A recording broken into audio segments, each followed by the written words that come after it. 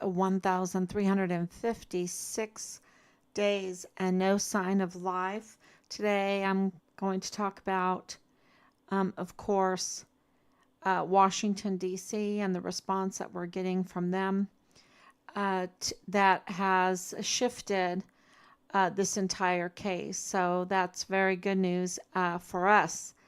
And also, I wanted to talk a little bit about Thomas Hoffmann, the son of Alexander Gerhard Hoffmann, wrote a victim of the August 3rd, 2019 mass shooting. And there's just a lot of questions around that and around Thomas Hoffmann and how his role is connected in regards to Richard's case. So I think it's really important to try to put these pieces together for everybody. And let me make sure that I'm on. Of course. So last night it was pretty, it always gets pretty late at night. Here it is 11. I'm a little bit early. Yay. And what I did is I just filmed myself with a brief overview, explaining a brief overview of what we feel like Richard's case is. And I posted that on TikTok because this is a big case. It involves the Walmart mass shooting of August 3rd, 2019. It involves the border there between Texas and Chihuahua, Mexico. It involves criminal activity within our military installations that are unsecured, and everybody knows it because of all the crime that's happening, that they have to spend millions of dollars to change names of our military installations because of the amount of crime and dead bodies of soldiers and it is really an indication of what the criminals do also. The criminals in this case have multiple names. A lot of them have multiple names, and they have something else in common that I don't know if I've discussed too much about, and that is bankruptcies. And some even have multiple bankruptcies, like they're like pros at declaring bankruptcy. And so, and then you have this commonality of the Church of Jesus Christ of Latter-day Saints, many of them. That is, it's so much that you have to mention it, right? Because there is like a connection amongst these people in the church that they go to, or I don't know if they call it a church, they call it something else, their temple, or but this is definitely their congregation. This is something that is common with so many in this case. Also, the sex cult. The sex cult is also very common in this case. Many of the perpetrators, those that are have interfered with Richard's case, want to tamper with Richard's case, want to harass and everything. They seem to be part of this sex cult. That it's just very, very open, and they're pretty vile and vulgar. So, and another thing that is common is the nepotism. There's a lot of nepotism. And that is concerning because we're talking about the law enforcement community there in El Paso. And I'm sure that this problem is not isolated to El Paso, but Richard's case is Fort Bliss, El Paso, and the nepotism within Fort Bliss and El Paso law enforcement or those in uniform that have authority, because you put the uniform on and it automatically gives you a position of authority. And, so we have to be very, very careful who are allowed to wear the uniform, who are allowed to wear the vestments, who are allowed, that is very, very important, because, you put a white coat on somebody and it gives them an air of authority. And with that, we need the authority, right? Because otherwise, our society could just break down in chaos. But we have to be very careful who we put in those positions of authority. And there's a real problem there in El Paso in the law enforcement community and on Fort Bliss.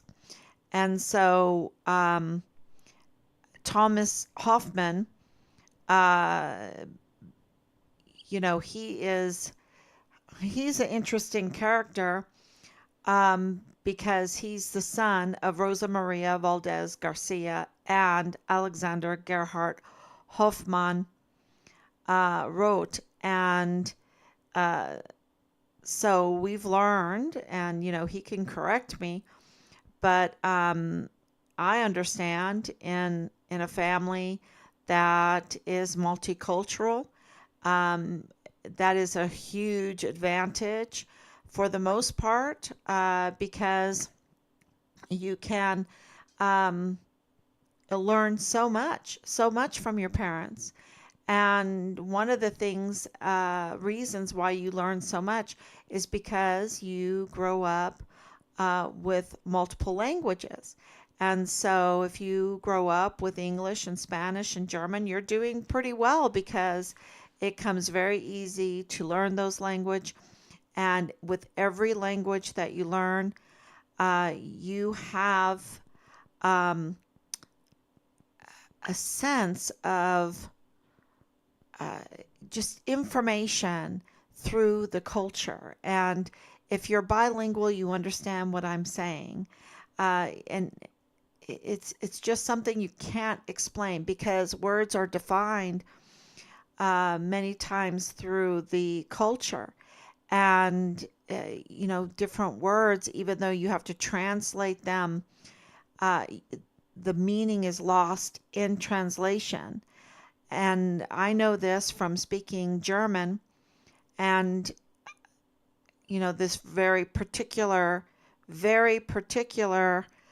culture that has some of the longest words because of their uh, a particular culture compounds words so that you have the meaning, the exact meaning.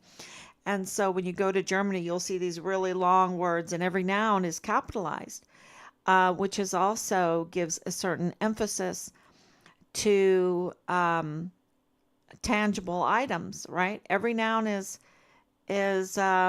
capitalized in the language. So there's meaning lost in translation. And so if you grow up with a Spanish um, speaking mother and a German speaking father, but you're going to school in the United States at UTEP, you're getting a pretty good education uh, because of the situation that you found yourself in. But when everything is kind of criminal, then you can use your education to make the world a worse place. And in our faith, in the Halliday family, uh, we were always like, uh, your job, no matter what job you do, the number one goal is to glorify God in everything you do, which means you need to make the world a better place. You need to make the world a better place. No matter what you do, no matter where you work, that's what you're supposed to do. Well, I don't think that that was the case in the Hoffman's house. And I know that's a pretty bold statement, but we have evidence. We have evidence because Rosa Maria Valdez Garcia and Thomas Hoffmann are related to Danae Katzen and with a shared residence of 3905 Bliss Avenue. Now, this connects clearly, and there's, the other connection. There's lots of connections with Richard's case with the Walmart mass shooting, but this is just one of them, and it is Rosa Maria Valdez Garcia, her son, her family, and Danae Katzen with Tanya Katzen and Cesar Gonzalez. Um, you know, there is a connection there, and 3905 Bliss Avenue, 3705 Bliss Avenue is clearly a shared residence, and it connects more people because Belen Rocha is of course also connected to Danae Katzen, and I remember when I found out, and it was as clear as day, and I sent it in to Dirty Agent Marlon Soto. They're like, "Oh no, you're." Belen asked her dad if they're related, and he's like, "Oh no!" Just like when I talked to Belen's mother, Lydia Rocha, on the phone, and I've never heard of Richard's case. No, so they're very deceptive. They're very deceptive, and that connection is very, very clear. So they have that in common. And we know that Danae is very deceptive because we no sooner got to El Paso than she called us. She reached out to us. And this is, she's she is in connection to Thomas Hoffmann, in connection with Rosa Maria Valdez Garcia, right? With Lydia Rocha, with Belen Rocha. And she is reaching out to us like she's just some stranger girl out there that knows where Richard is, that tells us tales about his credit card, that tells tales about Jonathan Slavitt, right? That Jonathan Slavitt is harassing her and following her around, stalking her, and has a gun in the back of his seat in his vehicle, and just this outrageous tale, and she's very smooth at doing it. It's not like you can just look at these people and tell if they are a con artist or not, right? You have to, be very patient, listen to what they have to say, see what the reaction is, discern and scrutinize everything they say, and then time and those answers of the investigation come out and reveal what's going on. And absolutely, Dirty Marlon Soto knew what was going on about Danae, that Danae was absolutely a setup. She was absolutely a setup. And that it was all a staged effort to mislead us, to mislead the investigation, to mislead the search into the whereabouts of Richard. It's very, very clear. So, and since she is connected to Thomas Hoffmann also acted in deception to target our family, to target the investigation, to mislead the investigation, and also the investigation of the Walmart case. And tampering with evidence. They like to tamper with evidence and submit it like it's real. And but you can tell when something is tampered with, for the most part. And in this case, you could. But he wasn't arrested, was he? So he submitted evidence that he had tampered with, or he had somebody tamper with to discredit a whistleblower, a key witness in our son's case. And so he acted really in the same deceptive way that Danae Katzen acted, and they are connected at 3905 Bliss Avenue, and with family, right? Their family. So not only did Rosa Maria Valdez Garcia target our family, and there's lots of ways, I'm just mentioning the ones that I'm at liberty to tell you, and Thomas Hoffmann targeted our family, and Danae Katzen targeted our family. Why? To mislead us, to discredit, to interfere in the search for Richard Halliday. And don't forget that 3905 Bliss Avenue is also in connection with the chief medical examiner, Mario Raskin Ortiz. And I think that's really, really jaw-dropping, because he is not an American citizen, which, my mom was an American citizen when she went to New Mexico. That's where she became an American citizen. So this is not any kind of slight on where he's come from and who he is and what citizenship he has. The point that we're making is that he's up to no good, because he is a judicial officer, appointed to a judicial office, being appointed to the chief medical examiner position.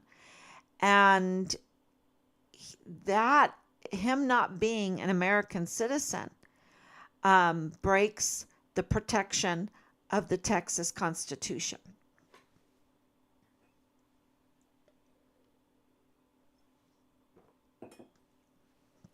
And I think that is really important to know, that they are tampering with evidence in a really bad way, and that they are misrepresenting who they are and taking on positions that break our laws, break our protection from our laws. And the reason why we have a Texas Constitution, the reason why we have a U.S. Constitution, the reason why we have UCMJs, the reason why we have the El Paso Police Department and the law enforcement community in the first place, is for protection. And yet they're making a mockery out of that. They're making a total mockery out of that, and using our law enforcement agencies as a tool to protect them from accountability of their crimes. And what Thomas Hoffmann did in tampering with evidence to target our whistleblower and key witness is nothing new for him.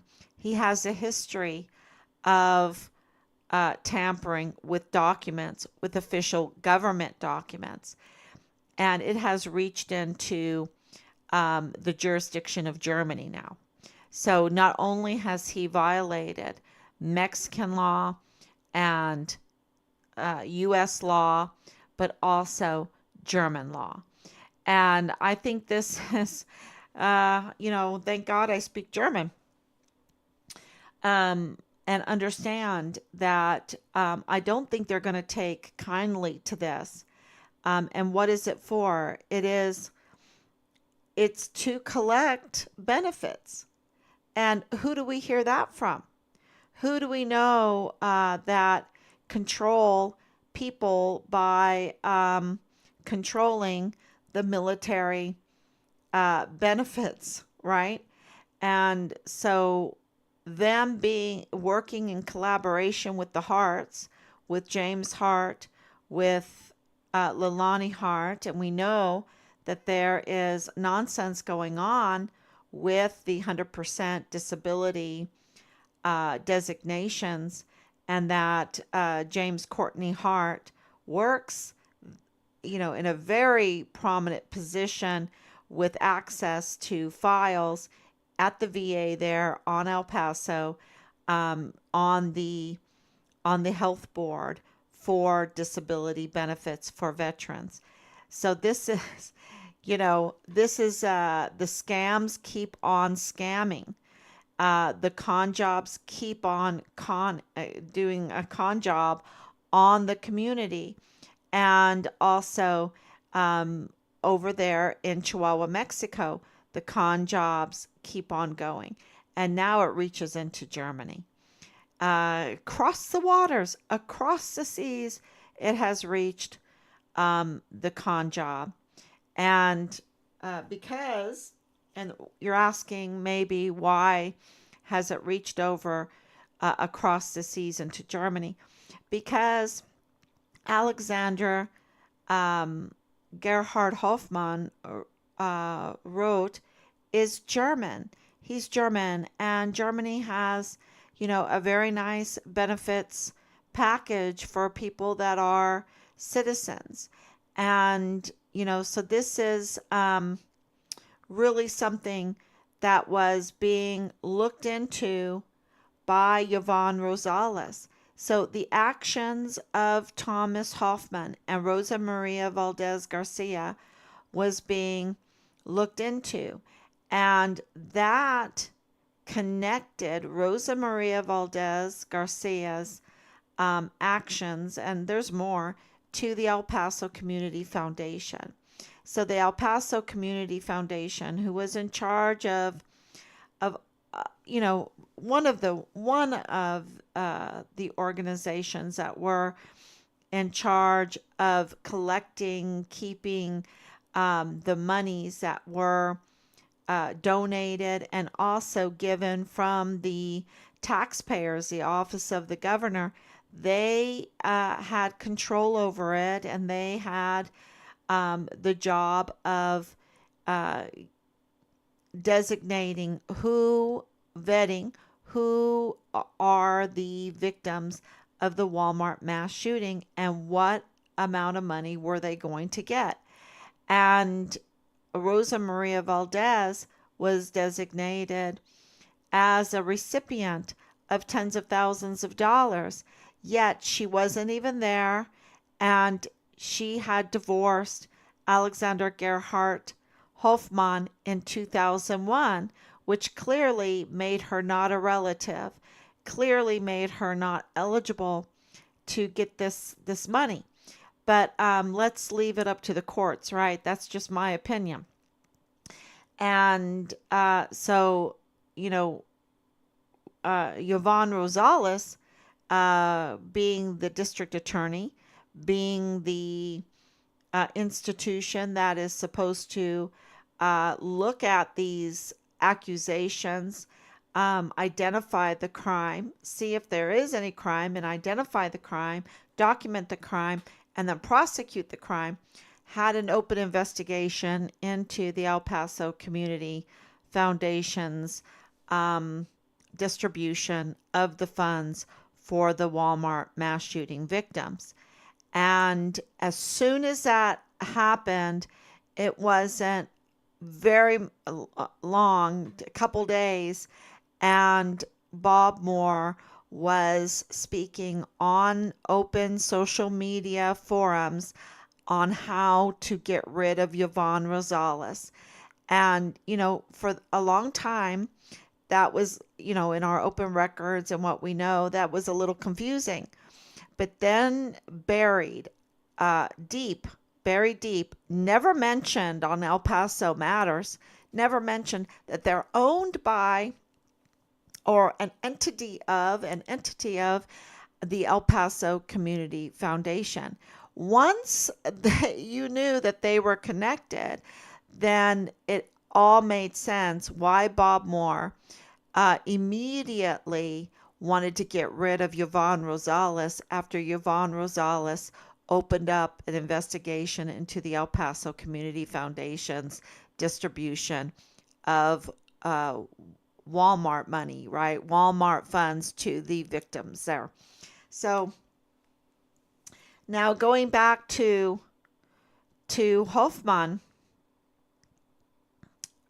because I mean, just think about that. They needed to get rid of her because of this investigation, but she was also wanting to bring forth the Walmart case to court, and also was looking into Richard's case. And it's just heartbreaking because as soon as Bill Hicks got in, that all was shut down and put into pieces as Loretta Lynn Hewitt.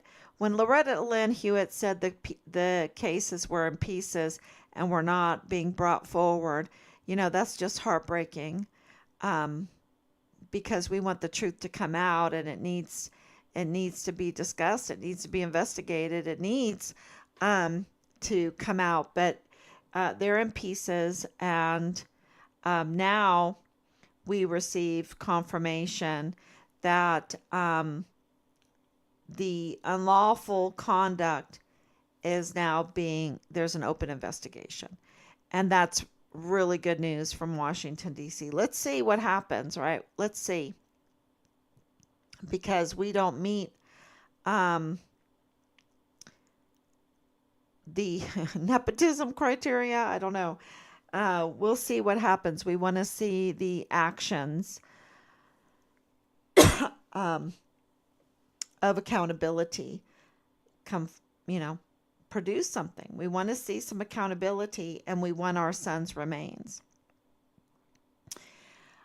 Going back to Thomas Hoffmann um, and his timing, the timing of everything was really, really important, because the timing was when Richard was when the public became aware that Richard was a whistleblower. Okay, that's when people started panicking, and when our key witness filed a complaint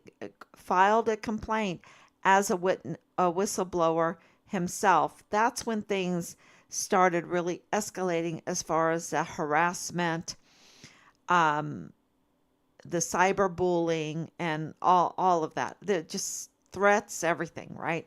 That's when it really started escalating. So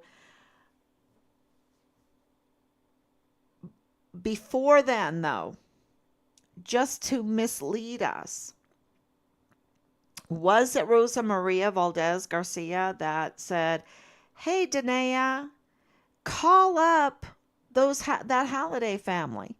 What did they do behind the scenes? Hey, we've got to cover up our role in this forced disappearance and murder of Richard. You better go and mislead them or something," right? I mean, is that what happened? Because, did Dirty Marlon Soto call Danae up and say, "Hey, mislead this Halliday family. They're coming. They're coming to El Paso. They won't stop. Jay Paulin tried to stop them." And I've never forgotten about Jay Paulin. Jay Paulin's name is really big in this. Just because I haven't mentioned him doesn't mean he's forgotten. He has a huge role in this. And he has a huge role in the crimes committed against Richard. A huge role. And so does Thomas Hoffmann.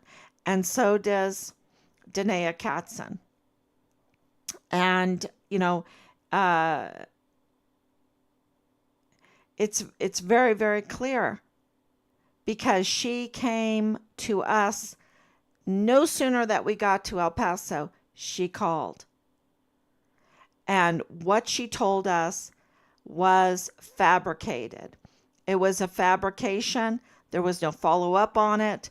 Marlon Soto had no interest in it. We had to pressure him, but he knew that there was, that this was a fabricated story. It was just to mislead us, to confuse us, to interfere in our son's investigation, to mess with our heartstrings. Also, these people are absolutely cold-blooded. They're cold-blooded. That their hearts are so stone hard that I have no problem saying that they are involved in the forced disappearance, murder, torture, dismemberment, and cover up of our son's remains and case. I have no problem because anybody that does what Danae Katzen did, and she didn't do it alone, okay? And she's a known, absolutely notorious for her con jobs, okay? For treating people badly.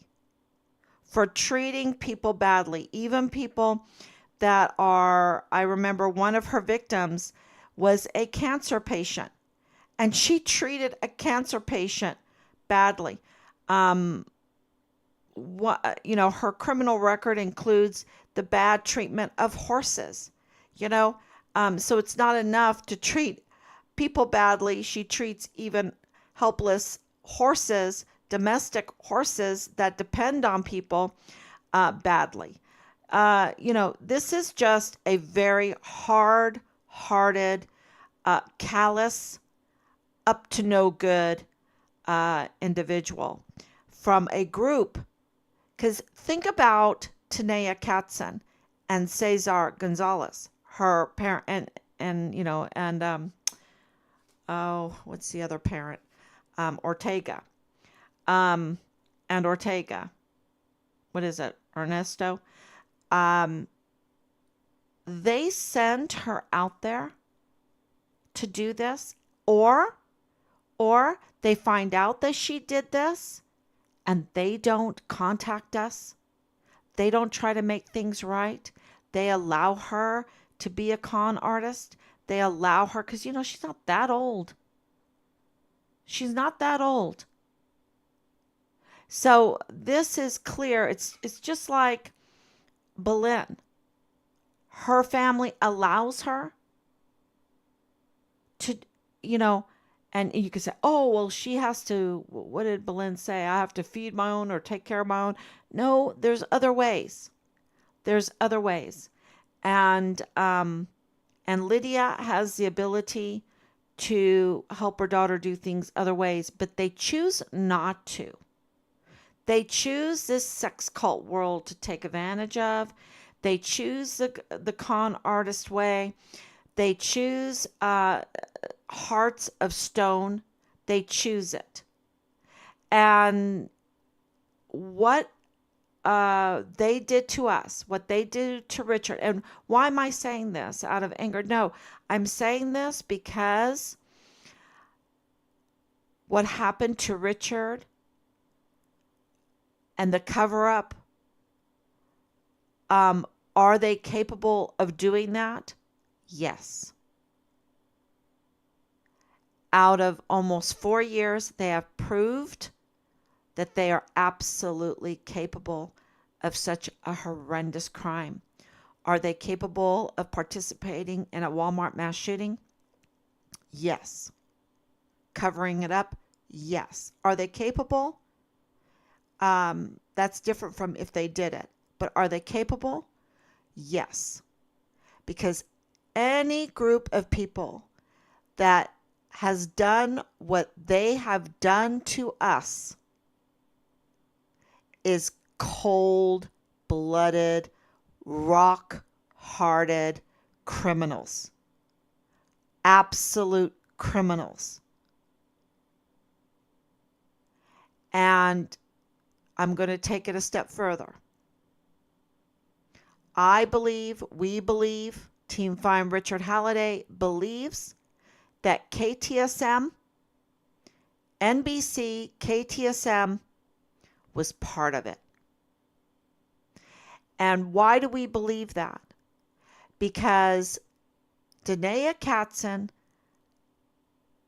was orchestrated to come to us. The CID knew, her family knew, they knew, and KTSM knew. She suggested KTSM to meet there. KTSM, Menasa rolled out the red carpet. I'm telling you, gave us hours. Had a studio set up for the interviews and never mentioned that they vetted Danae Katzen and she didn't cut the butter. She didn't make it because she, at that time, unknowing to us, was a total notorious con artist. And that's why they made her anonymous. That's why they blacked out her face, her voice, her name. She was very, very adamant about not getting her name out there because as soon as her name was released, we received, I think, nine witnesses to, and I posted it up, people can look at it themselves, of witnesses on her taking advantage, even a person that was suffering from cancer. I remember talking to that person. It was so sad.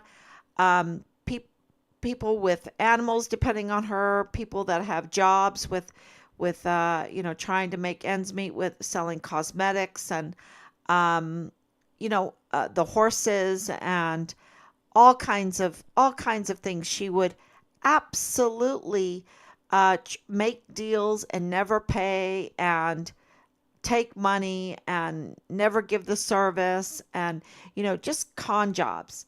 And there's so many of them. And she became a fugitive. Danae Katzen, fugitive, con artist, criminal, absolute criminal. Violations against helpless people, desperate parents looking for their missing son, young people trying to make ends meet in their own little personal jobs, doing con artist and harm to horses, and just all together up to no good in the community, making the community a worse place. And where's the parents? Where are the parents? Not only that, where's Marlon Soto? Too busy playing in the dirty mud because he's a dirty agent? Where is P.I. Phil Waters playing in the dirty mud with dirty agent Marlon Soto? Where is the FBI? Where is FBI supervisory Jesus Eddie Nieto Jr., knowing full well what's going on? Why hasn't he arrested Thomas Hoffmann? Why does he still have his visa? Because he's not an American citizen. Why does he still have his visa? Why isn't Danae charged? Why haven't they followed where all this leads to El Paso Community Foundation? Why isn't the intelligence there? Cynthia, Jesus' wife, Cynthia Hernandez, Marlon Soto Hernandez, Cynthia Hernandez Nieto, uh, who communicates with Bradford Bugado of the G3 of the 32nd ADCOM. Why isn't the Army contacting us, telling us what's going on? Why didn't the PAO contact us? Why didn't Nick No Finger or whatever, Nick No Heart, um, that is part of this criminal harassing, but absolutely part of the military. Why are they not contacting us? Why is there a cover up going on? Because clearly it is, and it reaches into KTSM. David Candelara, yeah, with, of course, Natasha Paloma, okay, who no longer works there because they were, I don't know, there was some kind of scandal of David Candelaria choosing, I guess, pedophiles over Natasha Paloma or whatever. I don't know. There's some kind of, that's just the rumor mill. But, what's not a rumor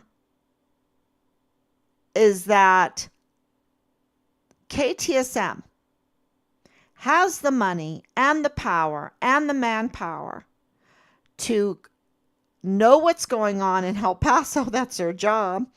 And to vet Danae Katzen and to let us know and let the Army know, because before we ever talk to KTSM, or let's just say before a story was released, Natasha Paloma always had to say, well, we have to contact the Army. We have to contact that Sean Bernat, that dirty, get out of the uniform, Sean Bernabe. Get out of it. You are ruining our military. You're ruining our uniform. You're ruining our stars.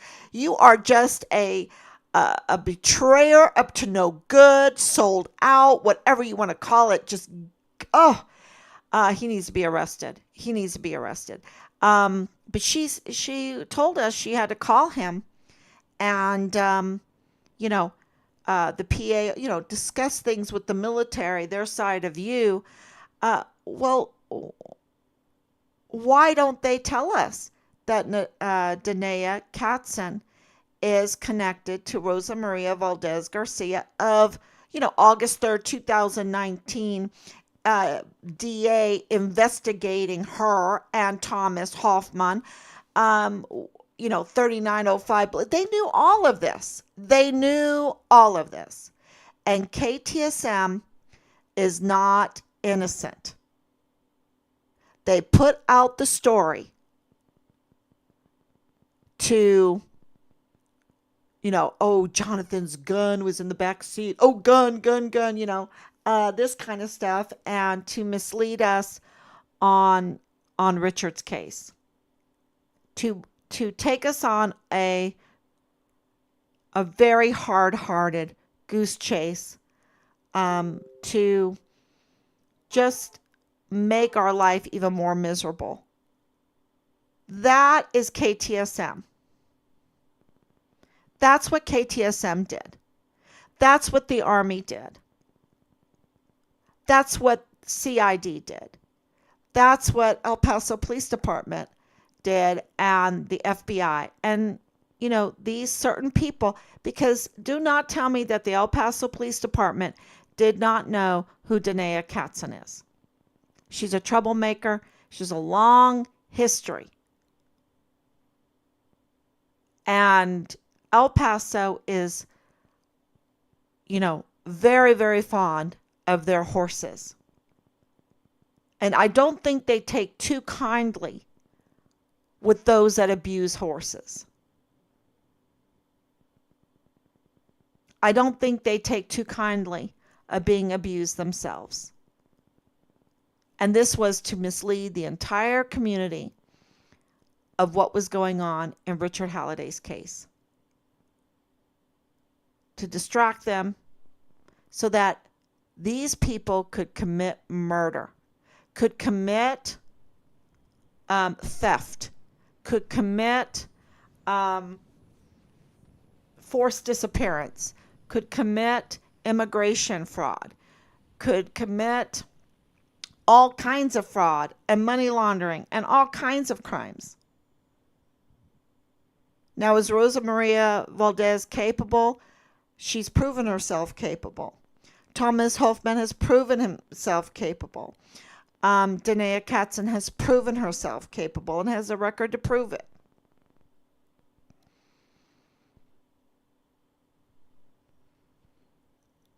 And what's really, who's going to have oversight? Well, it's supposed to be Veronica Escobar, but she has conflicts of interest with Mario Reskin Ortiz, the medical examiner. And they have total conflicts of interest with Angela Kachurga, which connects the conflicts of interest to UTEP. And how has UTEP responded to this? Yeah. Let's say they're not professional. Heather Wilson is not professional. She doesn't deserve her position.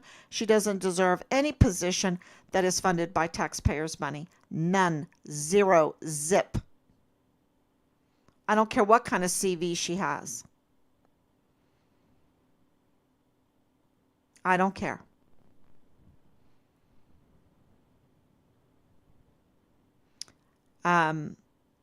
That kind of response and those kinds of positions betray the entire community. And when you betray El Paso, you betray Juarez, Mexico. You betray the border. And you breach security, and who knows how many crimes happened that were unnecessary. But they happened because these people in position are criminals. So we have put in a criminal complaint against Thomas Hoffmann. Of course, we put in a complaint about Heather Wilson, and we will continue to put. There's so many complaints to put in, y'all. There's so many, and we will continue to keep going because we cannot have these hard, solid, rock-hearted people that are capable of this level of crime in taxpayer-funded positions or connected to taxpayer-funded positions. And, and in these law enforcement positions that can tamper, have access to files, have training that is paid by taxpayers' money to do this kind of criminal activity.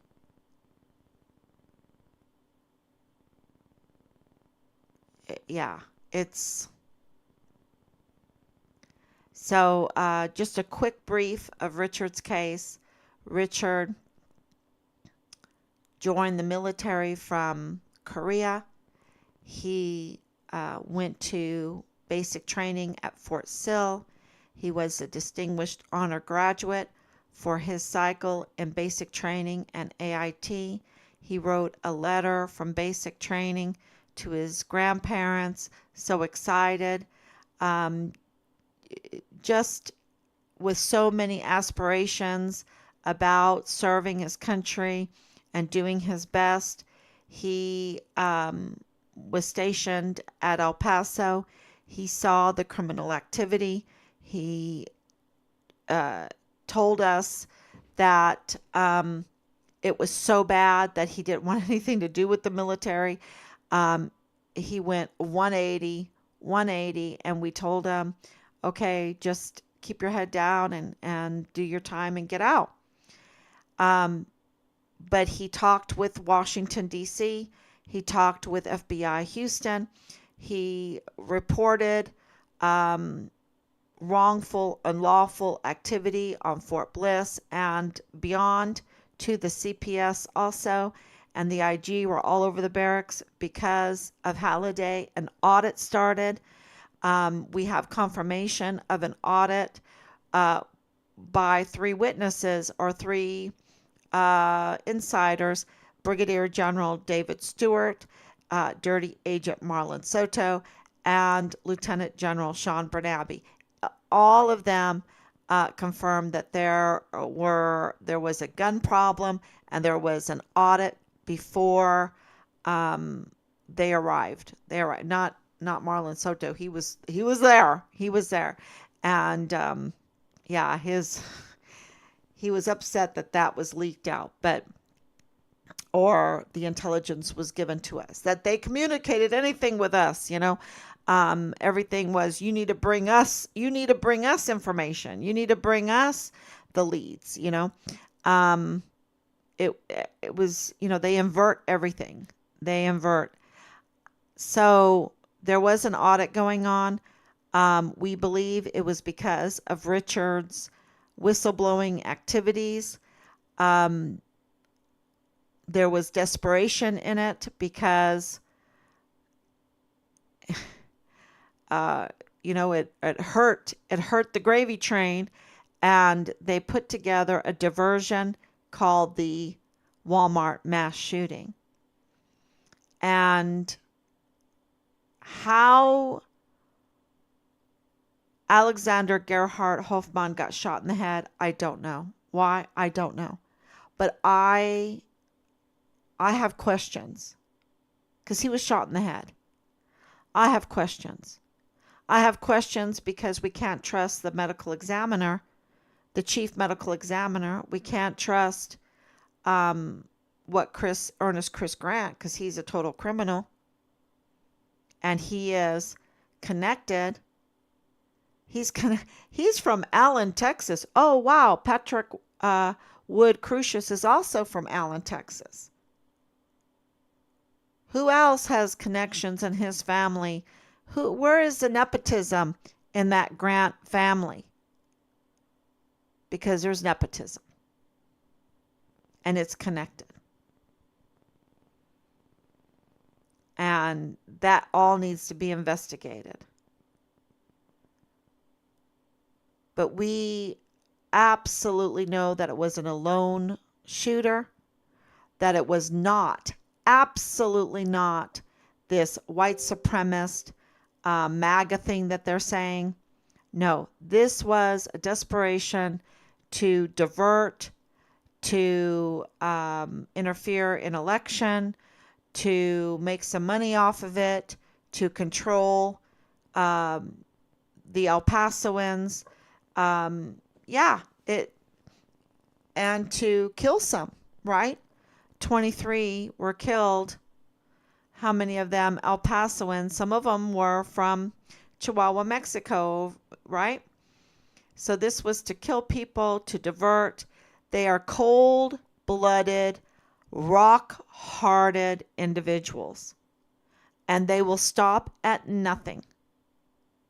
And are they capable of murder? The Walmart mass shooting makes them capable of murder.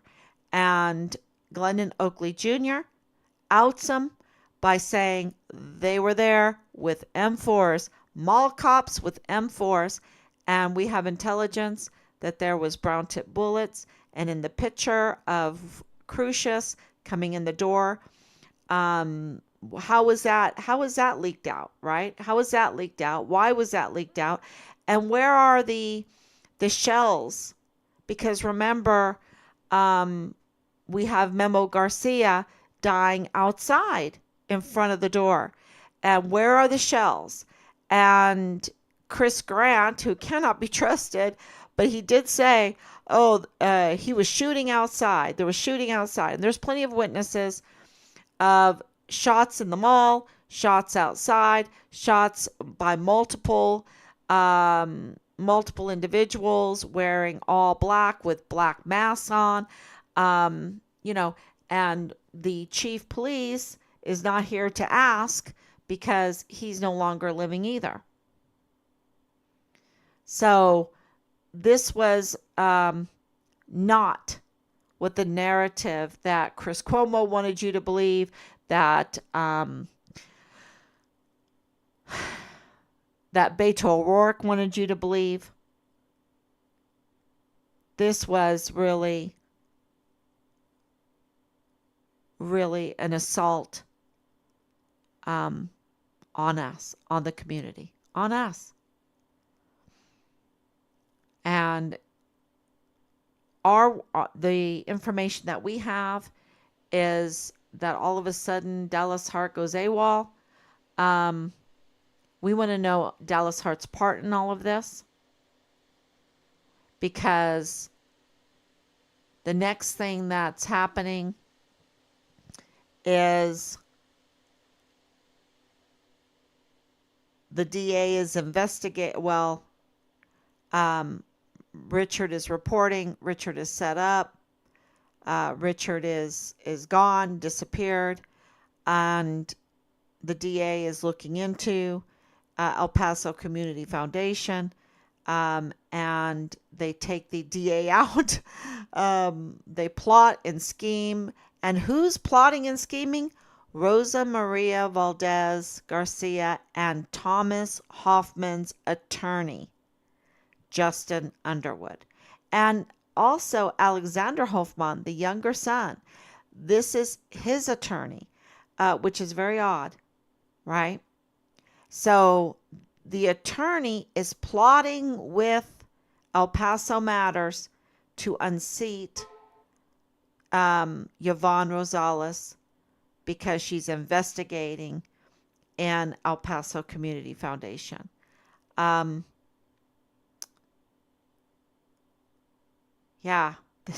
start weaponizing the tools that they have, the institutions that they have. Jesus Nieto is not arresting anybody. The generals are not using their PAO. Where's Allie Payne in all of this? Allie Payne went to Stars and Stripes at the beginning of all this to tell Stars and Stripes Richard was a drunk driver, when Richard had been exonerated, never, always maintained his innocence. It was a total setup. He looked so beautiful in that video. He was absolutely beautiful, compliant, everything in that video. And still being analyzed. Like it took so long for the Interpol pictures to be analyzed, but we finally Interpol took that picture down, that facial recognition matched with Dallas Hart and not Richard. Okay. We might release those pictures too from that. So, this was absolutely a collaboration of criminal activity with Rosa Maria Valdez Garcia involved in every area, Thomas Hoffmann involved, and Danae Katzen involved. And the protection of those that the nepotism, the connections of the family in the positions of these law enforcement that protected them, that gave them blocking the investigation into the Walmart case, blocking the investigation into the El Paso Community Foundation, the way the funds were distributed, and the poor baby that died at the Walmart with not the baby that died, the baby's parents that died, and the baby suffered broken bones from being fell on, didn't get anything. So this is how cold-blooded, hard-hearted these people are.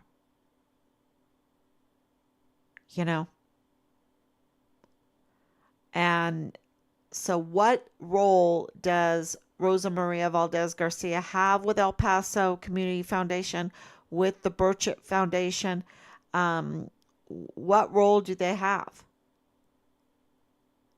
And, why was their attorney plotting and scheming online in front of everybody with Bob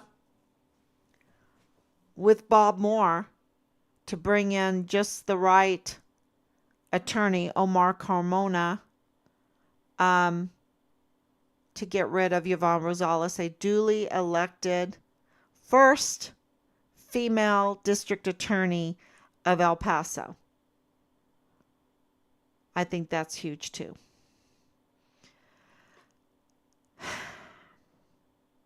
And it really makes you understand why we've had to do this investigation over these almost 4 years, day in and day out, and why they weren't able to find Richard, right? Because they didn't want to find Richard. But we just received confirmation that